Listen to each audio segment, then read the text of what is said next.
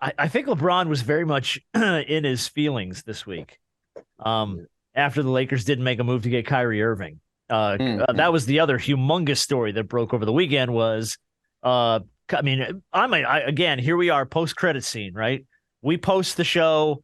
I am typing up the show's description last week, and Harper comes to the studio and goes, Kyrie demanded a trade. I'm like, we just hit. I just saved it. I just saved the damn show. And Kyrie demands a trade. And then by God, what was it, Saturday or Sunday? Yeah. He was in Dallas. Yep. And LeBron was a little in his feelings. I think he put it out, maybe it's me. I'm like, don't do that. Don't do that. Here's the thing.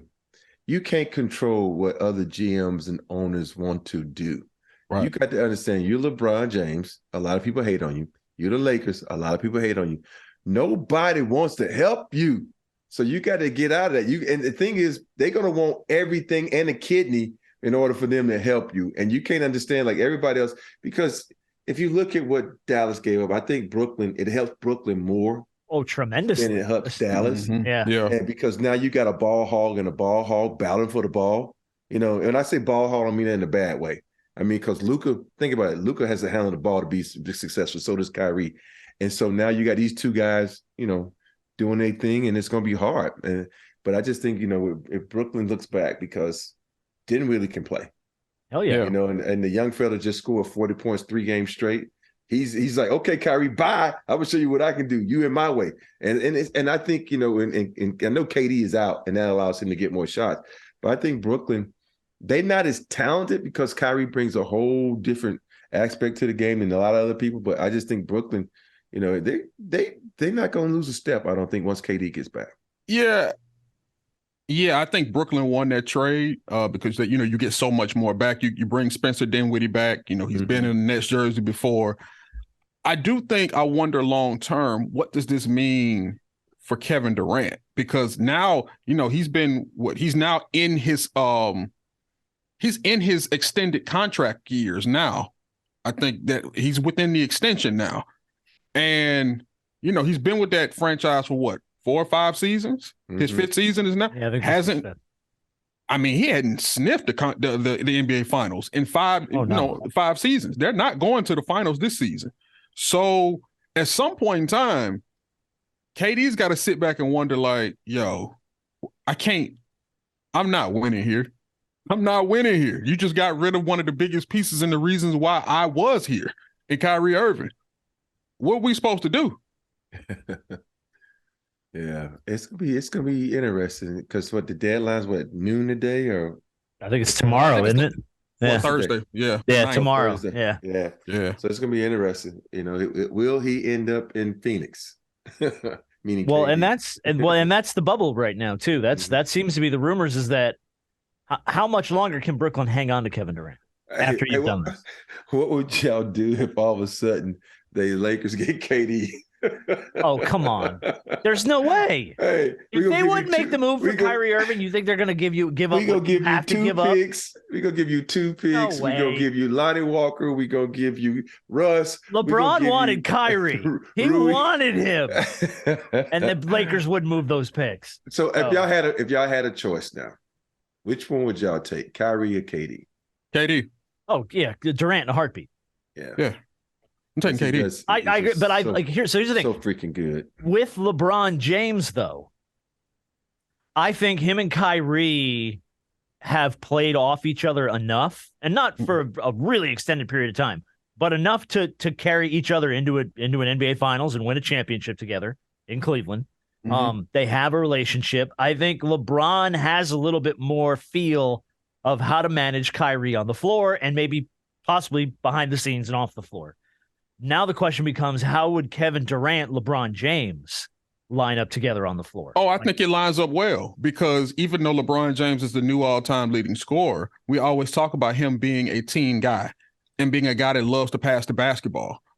He's what, 4th all-time in assists as well? Something like that, yeah. 4th or 5th. So I know you don't like the word pass first guy, but he is a very unselfish guy on the floor, and he loves to pass the basketball. And I think no disrespect to Steph Curry and what KD did in Golden State, but pairing KD with LeBron, it'll be the greatest player that he's ever played with on really both ends of the spectrum, because LeBron would never have played with a talent like Kevin Durant either.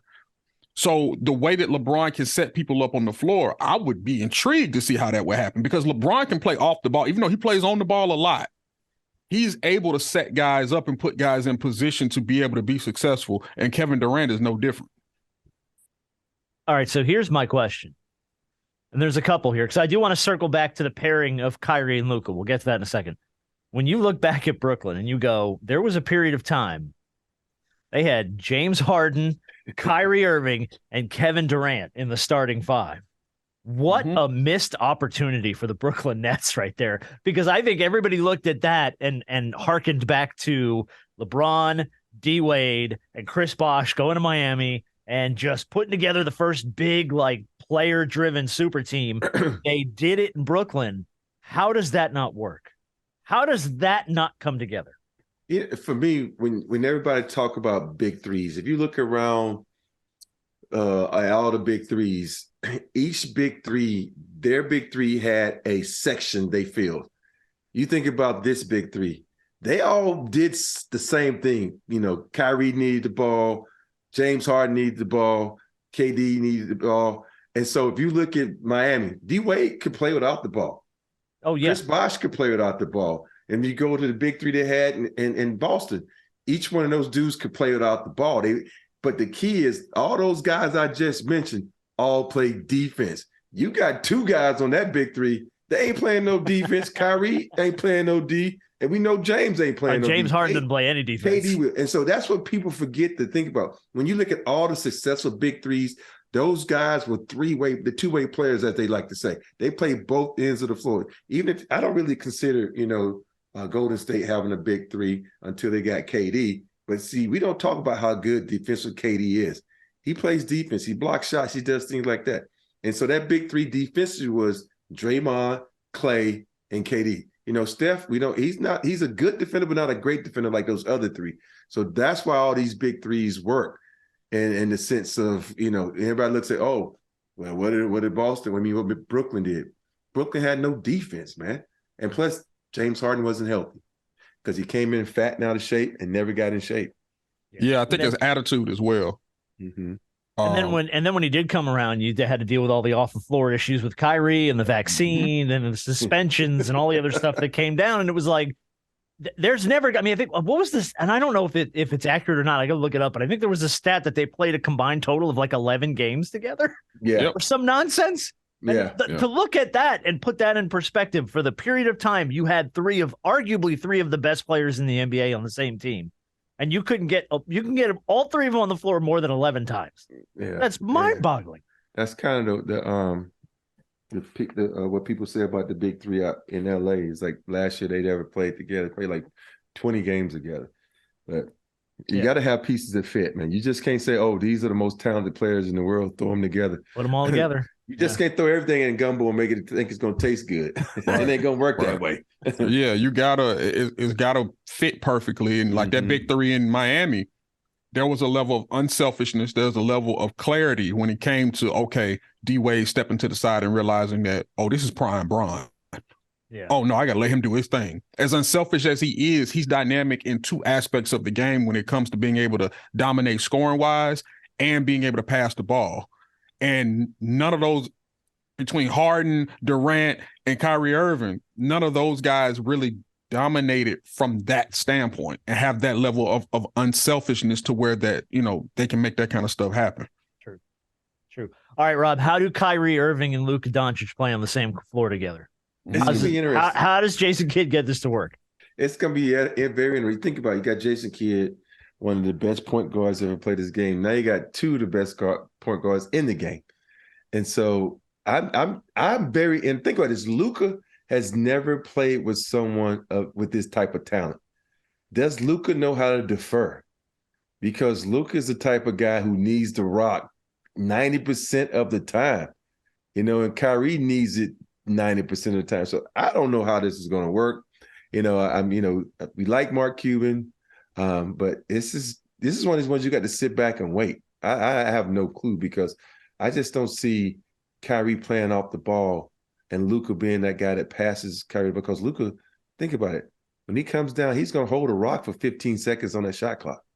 So it's going to be interesting. Somebody's game is going to take a back seat because I think they had the ISO numbers. Like Luca is like number one in when it comes to ISO minutes, like holding the ball, and then Kyrie's like 9. So you got two guys in your backcourt that don't want to give up the ball. When it comes to isolation, they're in the top 10. You got two guys in the top 10 in your backcourt who love to hold the basketball.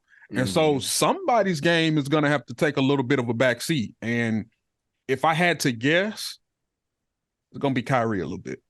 Yeah. Because that's Luca's team. That is his team. Kyrie's going to take a little bit of a back seat. Yeah.